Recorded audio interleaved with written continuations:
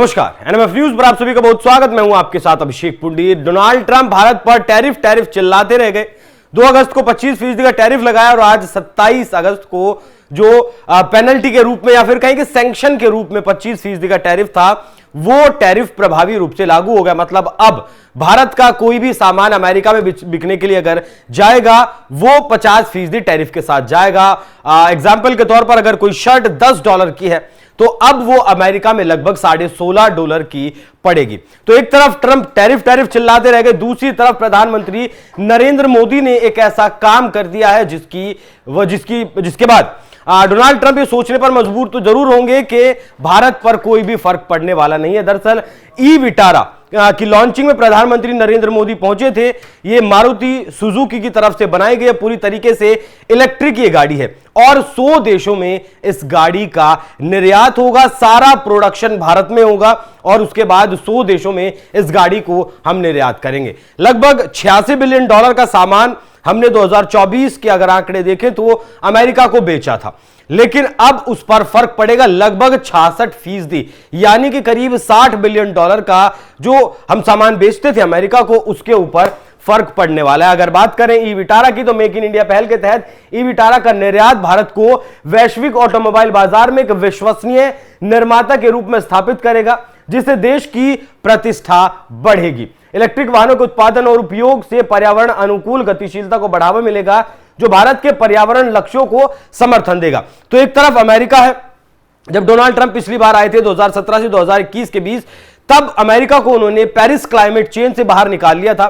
तब ट्रंप का कहना था कि मुझे कोई फर्क नहीं पड़ता कि दुनिया में कार्बन का उत्सर्जन ज्यादा हो रहा है या नहीं हो रहा है, हम पेट्रोल डीजल निकालेंगे, बेचेंगे और उसका इस्तेमाल भी करेंगे। दूसरी तरफ भारत है जो लगातार कार्बन का उत्सर्जन कम करने की तरफ कदम बढ़ा रहा है। ई विटारा के उत्पादन और निर्यात से ऑटोमोबाइल क्षेत्र में विदेशी निवेश आकर्षित होगा और गुजरात जैसे क्षेत्र इलेक्ट्रिक मोबिलिटी हब के रूप में उभरेंगे। कुल मिलाकर यह परियोजना भारत को आर्थिक, तकनीकी और पर्यावरणीय रूप से मजबूत करेगी, साथ ही वैश्विक स्तर पर उसकी स्थिति को और ज्यादा मजबूत करने का काम करेगी। तो भारत की तरफ से जो ई विटारा बनाई गई है, ये मारुति सुजुकी की ई विटारा को 100 से ज्यादा देशों में निर्यात होने से भारत को बहुत ज्यादा लाभ होंगे। ई विटारा का निर्यात भारत की विदेशी मुद्रा आय को बढ़ाएगा, जिससे देश की अर्थव्यवस्था मजबूत होगी। गुजरात के हंसलपुर प्लांट से उत्पादन और निर्यात से स्थानीय और राष्ट्रीय स्तर की आर्थिक गतिविधियां बढ़ेंगी। दरअसल ये इसलिए भी जरूरी हो जाता क्योंकि भारत से जो ऑटोमोबाइल बिकने के लिए अमेरिका में जाता है, वो लगभग 12 से 13 बिलियन डॉलर का है और उस पर 100% का टैक्स अमेरिका अब तक 100% का टैरिफ लगाता था। उत्पादन बढ़ने से ऑटोमोबाइल और संबंधित उद्योगों में रोजगार के नए अवसर पैदा होंगे। इसके अलावा सुजुकी, तोशिबा और डेंसो के सहयोग से स्थापित लिथियम आयन बैटरी प्लांट से भी रोजगार को बढ़ावा मिलेगा। ये जो लिथियम आयन बैटरी है, इसके लिए मुख्य तौर पर रेयर अर्थ एलिमेंट्स की जरूरत होती है, जिनके ऊपर चाइना ने बैन लगा दिया था जब अमेरिका पर बैन लगाया था। लेकिन अब जब चीन के विदेश मंत्री भारत आए थे, तब भारत की तरफ से ये बैन हटा दिया गया। बाकी और भी देशों में भारत लगातार माइनिंग के लिए प्रोजेक्ट्स को देख रहा है कि कहां से रेयर अर्थ एलिमेंट्स निकाला जा सकता है। भारत में ई विटारा और बैटरी का उत्पादन देश को इलेक्ट्रिक वाहन प्रौद्योगिकी में आत्मनिर्भर बनाएगा। यह बैटरी आयात पर निर्भरता कम करेगा और भारत को वैश्विक इलेक्ट्रिक व्हीकल आपूर्ति श्रृंखला में एक महत्वपूर्ण स्थान दिलाएगा। मारुति सुजुकी की अगर बात करें तो इसमें जो जापान की कंपनी है सुजुकी, उसमें उसकी लगभग 56% हिस्सेदारी है। बाकी जो हिस्सेदारी है वो प्राइवेट सेक्टर्स की है। इससे पहले सरकार की इसमें 15% हिस्सेदारी हुआ करती थी, लेकिन फिर सरकार ने अपनी हिस्सेदारी इससे वापस ले ली है। मारुति सुजुकी की बात करें तो लगभग 3 करोड़ से ज्यादा वाहन अब तक बनाकर मारुति सुजुकी बेच चुका है। गुजरात के हंसलपुर में एक प्लांट है, एक आपका 2 प्लांट और भारत में चल रहे हैं। तो कुल मिलाकर एक मानेसर में एक प्लांट है और एक गुड़गांव में, गुड़गांव, मानेसर और हंसलपुर 3 प्लांट मारुति सुजुकी के फिलहाल भारत में चल रहे हैं। और जिस तरीके से ट्रंप लगातार टैरिफ पर टैरिफ लगाए जा रहे हैं, सैंक्शंस पर सैंक्शंस लगाने की बात कर रहे हैं, उसके बाद भारत की ई विटारा 100 देशों में निर्यात होगी। अपने आप में यह बड़ा कदम है। देखिए, यह एक संकेत भी देने की कोशिश भारत के प्रधानमंत्री की तरफ से की गई है, क्योंकि एक गाड़ी का इनॉग्रेशन हो, एक गाड़ी को इनॉग्रेट करना हो, वो कोई बहुत ज्यादा फर्क नहीं पड़ता है, उससे उसे कोई भी उसका इनॉग्रेशन कर सकता था। लेकिन प्रधानमंत्री मोदी ने खुद यहां जाकर इसका इनॉग्रेशन किया, दुनिया को दिखाया कि अब फुल्ली इलेक्ट्रिक गाड़ी बनेगी भारत में और उसका निर्यात भी 100 देशों में होगा। तो जिस तरीके से एक तरफ ट्रंप टैरिफ चिल्ला रहे हैं, दूसरी तरफ भारत लगातार अपना प्रभुत्व दुनिया में बढ़ा रहा है। और हां, एक और खास बात यह भी है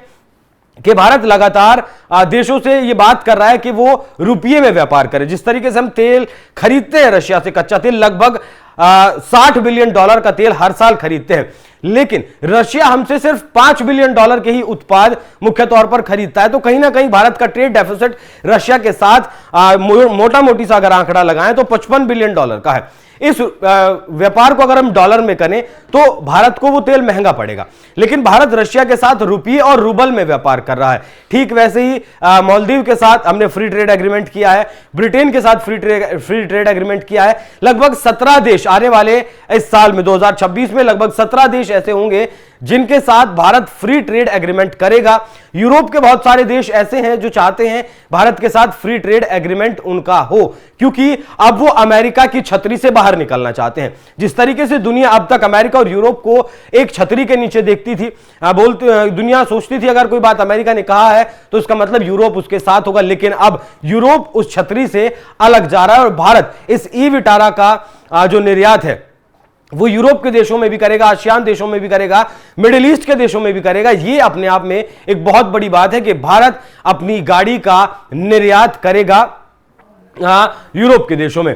तो एक तरफ फ्री ट्रेड एग्रीमेंट की बात है जो 17 देशों के साथ लगभग फाइनल हो जाएगा 2026 तक, और 15 देशों के साथ हम रुपये में व्यापार करने की तरफ काम कर रहे हैं। जिस तरीके से एग्जांपल के तौर पर लें, रशिया के पास रुपया बहुत ज्यादा बच जाता है हर साल, क्योंकि लगभग $55 बिलियन रुपये में बहुत बड़ी रकम होती है।